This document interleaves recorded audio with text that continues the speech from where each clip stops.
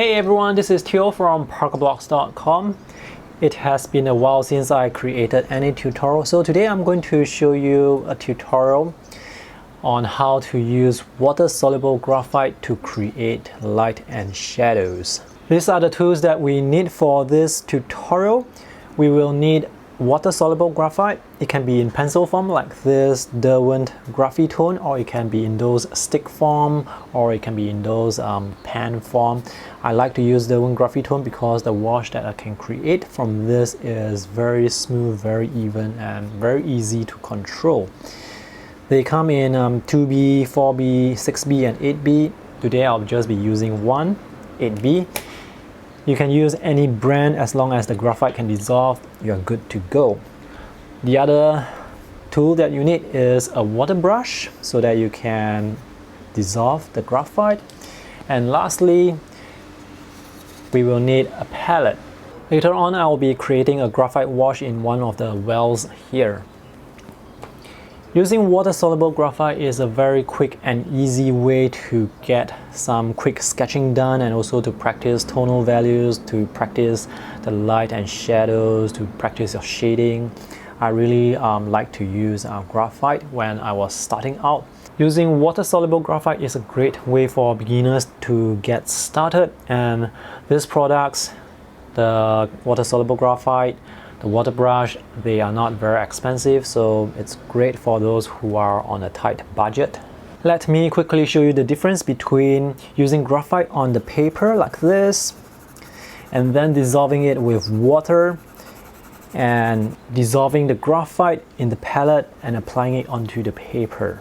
This is 8B, so it's quite soft compared to 2B and 4B. The softer the graphite, the easier it is to dissolve. And now let's dissolve the graphite with this water brush. This water brush that I'm using is the Holbein water brush. It's not easy to find. I like this water brush because the tip is quite large compared to other brands.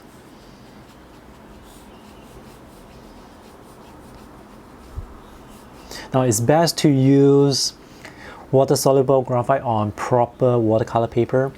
And if the watercolor paper is the quality is not that good, sometimes when you go over the graphite like this a few times, the paper fiber may actually come off. So it's better to get better quality watercolor paper.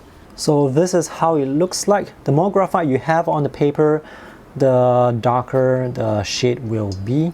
And now let's compare that to dissolving the graphite in a mixing well like this before applying it onto the paper. This will require more work. If you do not have a water brush, you can use those synthetic brush, but do not use those expensive sable brush or brushes that are very soft, because those are not very suitable for this sort of purposes. So now let's compare this wash that I have created with the graphite that is on paper.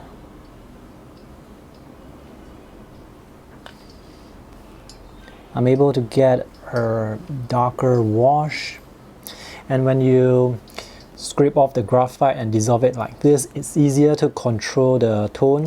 If it's not dark enough, you can scrape off more graphite and dissolve it.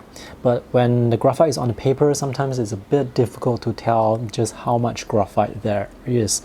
And after you dissolve the graphite on paper, sometimes it's just a bit more difficult to control. So I like to have something like this. If you are not using watercolor paper, or if you are using paper that is not that durable, it's better to use this method, because with this method you are actually rubbing against the surface of the paper. This method, it is less abrasive, so it can maintain the surface of the paper better. And here's the second advantage of using graphite like this. If you need a darker shade, you can just apply glaze another layer over it. And if you need to make this even darker, you can go in with another layer, creating different tones, different shades, different values, or whatever they call it. It's really easy with water-soluble graphite, and once this is dry, it's almost permanent. It's very difficult to smudge it. So that's the really basic way to create tones and values. So now let's use this, what we have here, to color this sketch. Here's a quick sketch of a car that I drew in under 5 minutes, and this is the reference photo. If you want to check out this reference photo, the link is in the video description below. Now I picked this particular photo because there is a nice range of tones or values. We have bright white, we have light gray on this side because the sun is shining from this direction. We have the darker shades here, which is almost close to black, and we have the road here, which is sort of like a dark gray. So we have a few tones to work with, which is fun. I wanted to mention the amount of time I took to create this sketch because if you just want to practice your tones, you can just do a very quick sketch. Don't spend too much time on the sketch because the purpose is to practice your tones. Once you get the general shape of your sketch, it's good enough. So let's start by creating the lightest tones first, which is actually on the side of this vehicle, which is this whole area here. If you are not confident, you can prepare a scrap piece of paper on the side and just practice your tones on the side before you fill in the area. So I think this is a bit too dark for me, so I might want to squeeze out a bit more water to make it a bit diluted. So now I'm going to lay in the first layer of wash, which is a very light wash. It should cover everything that is supposed to be black, dark gray, light gray. Anything that is not supposed to be white, you should cover with this light wash. By the way, I also have a tutorial course that I'm selling on my Gumroad page, and in that course it also covers tonal values. So this tutorial that you are watching is actually a very condensed version of some of the techniques that I have taught in that tutorial. I will put the link to that tutorial in the video description below. You can check it out if you're interested to get it. So this is the first layer. Try to go over everything that is supposed to be shaded in one wash. Do not wait for the wash to dry and then overlay it. It will not look good. Because once the graphite is dry and you apply another layer over it, you're going to get a very sharp line, and that is not what we want. We want a wash like this. This part of the license plate is in shadow, so we want to have a shadow over here. Notice that this shade here is darker compared to this shade, and that's another reason why you want to go over everything in one wash rather than going over again the second time, because with the second time the tone here, it may not be the same as the first tone, so it's very difficult to get the tone right the second time. This is almost dry, so now I can add in the second layer. So I will add in the second layer to all those areas that are supposed to be in dark gray. Again, try to do this in one wash. Now, one of the challenges with using a water brush like this is the water is always flowing, so be careful not to press the water brush. And all the areas that are inside the car, they are supposed to be quite dark, almost close to black actually.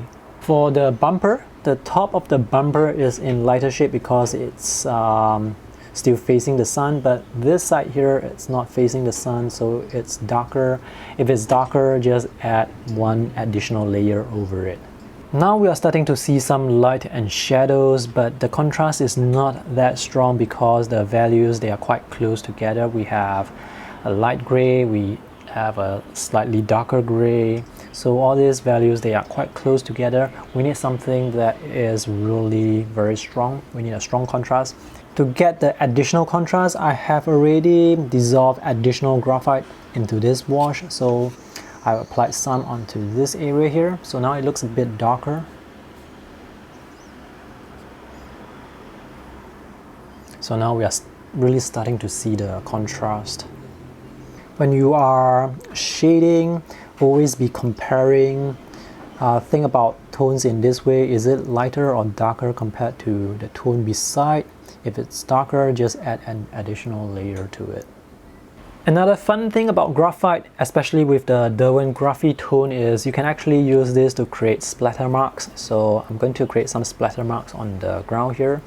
I'm going to cover the car so that I do not accidentally splatter onto the car. So to create splatter mark, you can just use your water brush and splatter it like this. It's very easy. I have a scrap piece of paper so that I do not dirty other parts of my board that I'm drawing on. So this is the completed sketch. There are some areas of highlights that I have accidentally painted over, like this part here above the wheels and this line here. So I did not have the highlights here, here and here. Those are the little details that I have left out. But overall, the light and shadow, it looks consistent enough, and I think it works. If I'm sketching this on location, it will probably take me 15 minutes, 5 minutes for the sketch and maybe 10 minutes for the shading. But most of the time will actually be spent waiting for the graphite to dry. If I'm drawing this on location, it's probably going to take me around 50 minutes, perhaps 5 minutes for the sketch and 10 minutes for the shading. Much of the time will be spent waiting for the water-soluble graphite to dry. The shading process is actually very fast. So that's all for this simple technique and tutorial. This, I think, is very achievable. You can try it out yourself at home or when you're drawing on location next time. If you have any questions, let me know in the comment section below. And thanks for watching. I hope this is helpful. See you in the next video. Bye.